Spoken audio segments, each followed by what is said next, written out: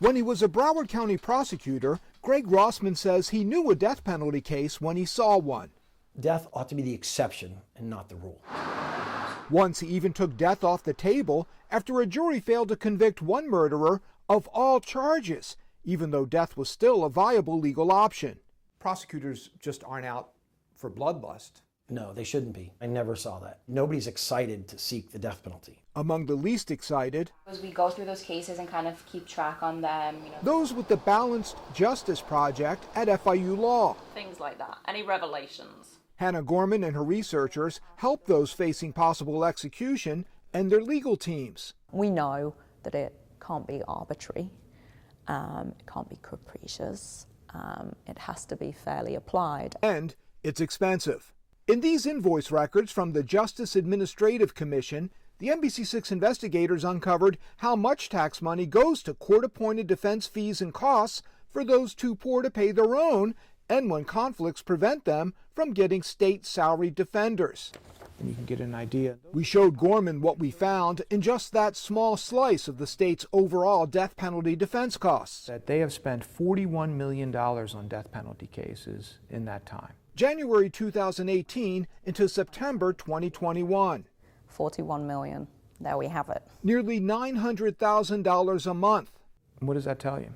That tells me that that is a huge amount of money, and if you'll forgive me speaking bluntly from my perspective, a ridiculous waste of resources. Rossman says it's about more than money. The money we spend reflects our values, what is important to us.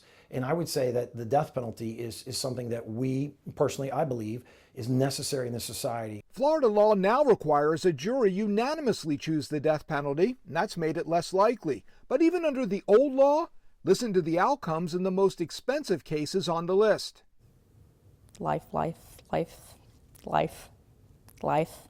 So, I mean, what this is telling me is that we have spent a tremendous amount of money on cases that the state attorney's office has perceived as being appropriate for the death penalty, and we are finding that the jury seems to be telling us that it's not death penalty appropriate. In South Florida's top 10 most expensive death penalty cases, all got life in prison instead. The 11th on that list, Gerhard Hojan, did get death for murdering 2 employees of a Broward Waffle House he robbed in 2002. So is death worth it?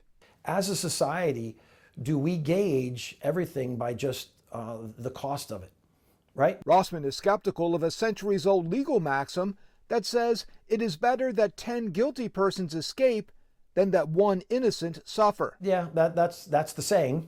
That's the saying. I don't know if I'm not 100% sure that I intellectually agree with that. Gorman is sure. So should 10 people go free rather than one innocent person be executed? From my perspective, yeah. How about 100?